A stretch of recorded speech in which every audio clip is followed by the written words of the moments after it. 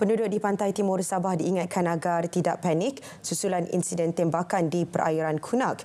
Itu paparan dari Negeri di Bawah Bayu. Perinciannya bersama rakan penyampai Enisia Dollars di Kota Kinabalu.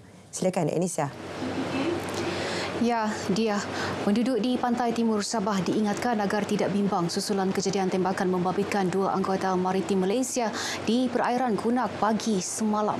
Timbalan Menteri Sains, Teknologi dan Inovasi STI Malaysia, Datuk Muhammad Yusof Abdal berkata ketika ini Eastern Sabah Security Command ESCOM dan pihak polis sedang meningkatkan kawalan keselamatan di seluruh perairan berkenaan. Katanya kawalan keselamatan terutama di kawasan perairan juga akan dipantau rapi terutama menjelang Aidilfitri ini. Jangan panik.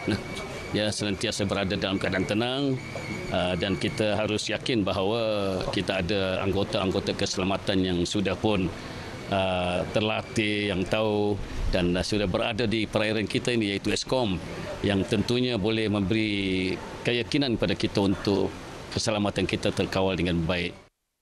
Datuk Muhammad Yusof yang juga ahli Parlimen Lahad Datu berkata demikian selepas libat urus timbalan Menteri STI dan penyampaian sumbangan asnaf serta berbuka puasa sempena jelajah Ramadan Parlimen Lahad Datu di Kampung Tabanak. Dalam majlis ini, 60 asnaf sekitar Mukim Tabanak menerima sumbangan Aidilfitri. Jawatan kuasa pengurusan masjid yang terdiri daripada pengerusi masjid di setiap daerah dan parlimen perlu dibentuk bagi mengkoordinasi dan menyelaraskan sebarang program diadakan. Timbalan Menteri Pembangunan Perindustrian dan Keusahawanan Datuk Andi Muhammad Suryadi Bandi berkata ia juga bagi memastikan bantuan kerajaan dapat disalurkan dengan berkesan. Menurut Datuk Muhammad Suryadi, dalam masa sama fungsi dan peranan masjid perlu diarus perdanakan sesuai dengan keadaan dan perkembangan semasa.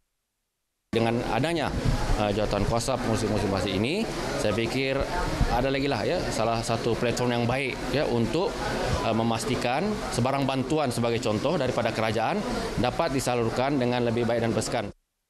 Beliau ditemui RTM selepas merasmikan penutupan program Ihya Ramadan, anjuran Persatuan Komuniti Bugis Sabah PKBS, Hikmah Center dan Masjid Nurul Hidayah di Masjid Nurul Hidayah Jambatan Putih Tawau. Sempena program tersebut, beliau turut menyampaikan sijil kepada peserta program Khatam Al-Quran, sumbangan kepada 95 penerima terdiri asnaf, pelajar madrasah dan petugas tarawih di masjid terlibat. Mengenai krisis bekalan air di Pulau Sebatik, Datuk Muhammad Suryadi yang juga ahli Parlimen Kalabakan memberitahu beberapa pendekatan jangka pendek telah diambil bagi memastikan penduduk menerima bekalan air untuk kegunaan harian terutama dalam membuat persiapan Aidilfitri. Antaranya pewujudan telaga tiup dan menaik taraf perigi, membekalkan lebih 13,000 katan air minuman dengan kerjasama Parlimen Kalabakan bersama-sama pertubuhan bukan kerajaan NGO. Syarikat korporat diminta tampil untuk berkongsikan keuntungan dengan membantu golongan yang memerlukan. Menteri Belia dan Sukan Datuk Elron Angin berkata peranan syarikat korporat juga penting selain memberi keberkatan dalam perniagaan yang dijalankan. Harapan saya kepada syarikat yang belum lagi membuat sedemikian, kita minta kepada mereka supaya mungkin tahun-tahun depan ini dapat menyumbang bukan saja dalam majlis Ramadan tetapi mungkin dalam bentuk derma yang lain kepada mungkin persatuan khususnya kepada mungkin persatuan yang kurang upaya atau kepada orang-orang miskin dan sebagainya yang tidak mampu. Datuk Elron yang juga adun suk ditemui media sempena majlis berbuka puasa Ramadan Unit Pemimpin Pembangunan Masyarakat UPPM, Jabatan Ketua Menteri dengan kerjasama Kim Teck Cheong KTC Corporation Berhad bagi Parlimen Keningau. Sementara itu, Pengarah Eksekutif KTC Corporation Berhad, Datuk Dexter Lau merakamkan penghargaan kepada pihak kerajaan kerana memberinya peluang untuk menjalankan aktiviti kemasyarakatan. Sementara itu, jelajah Majlis Berbuka Puasa Unit Pemimpin Pembangunan Masyarakat UPPM Sabah bersama sebuah syarikat swasta berjaya membantu hampir 1,000 golongan asnaf sepanjang bulan Ramadan. Pengarah UPPM Sabah, Datuk Awang Kadin Tang berkata, program selama 25 hari itu berjaya menjelajah 25 kawasan parlimen seluruh negeri bagi membantu golongan memerlukan, khususnya di kawasan luar bandar. Ketika ditemui dalam majlis berbuka puasa di Beaufort, Datuk Awang Kadin berkata pihaknya akan meneruskan program ini pada tahun hadapan agar lebih ramai masyarakat luar bandar dapat dibantu. Terima kasih banyak-banyak kepada syarikat Kentek Chong Consolidated Berhad atas bantuan dan sumbangan yang telah diberikan kepada kami untuk mengadakan ke-25 Parlimen berbuka puasa. Saya juga ingin mengucapkan ribuan terima kasih kepada syarikat GLC Kerajaan yang telah menyumbang wang tunai untuk diagihkan kepada golongan asnaf, OKU dan fakir miskin. Sempena majlis ini, seramai 20 asnaf di kawasan Beaufort dan Kuala Penyu menerima sumbangan wang tunai yang disampaikan Ahli Dewan Undangan Negeri Adun Klias, Datuk Isnin Aliasni. Semoga sumbangan-sumbangan yang diberi ini akan dapat dimanfaatkan supaya kita akan lebih sama rata, sama rasa kepada mereka-mereka yang tidak bernasib baik, mereka yang tidak berkemampuan. Harap-harap tahun depan boleh tolong lebih banyak orang. Apabila saya kasih keluarkan sebahagian saya keuntungan bagi balik masyarakatlah. Kerajaan terus komited memperkasa usaha membasmi kemiskinan dan menambah baik punca pendapatan di negeri ini. Ke arah itu, pelbagai program dilaksana bagi membantu golongan miskin dan miskin tegar melalui bimbingan dan latihan keusahawanan. Kami punya ofis seringkali ada program-program bersama dengan ibu-ibu dan juga yang entrepreneur.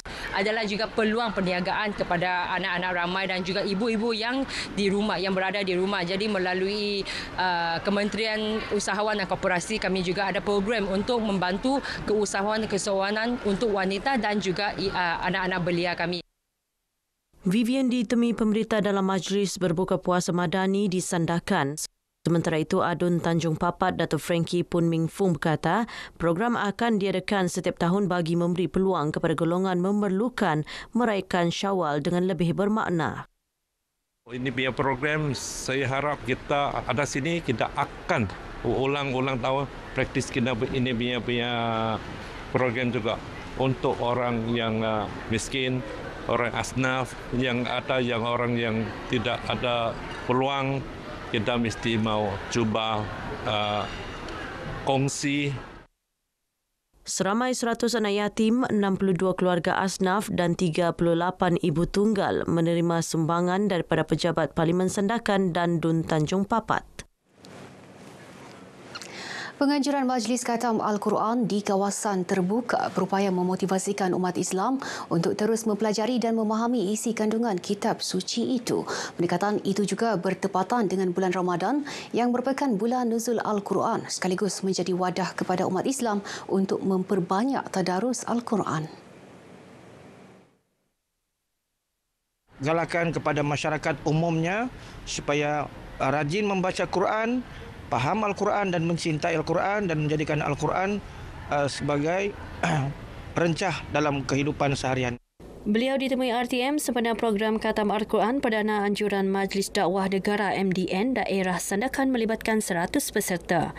Sementara itu, Ketua Penyelaras MDN Sandakan, Raini Sulong berkata, bermula awal Ramadan hingga kini, pihaknya berjaya melaksana beberapa siri Khatam Al-Quran melibatkan masjid di Sandakan dengan kerjasama pelbagai NGO.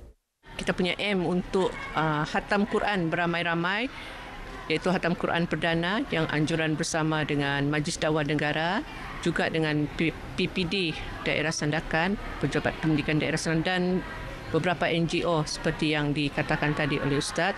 Saya amat-amat bersyukur. Saya harap program sebegini bagi saya tidak terberhenti di sini saya. Baik, sekian perkongsian dari negeri di bawah Bayu. Terus ikuti lebih banyak perkembangan semasa dalam negara bersama dia. Dari sungai hingga ke segara, Palestin pasti merdeka. Dia. Baik, terima kasih Inisia langsung dari Kota Kinabalu.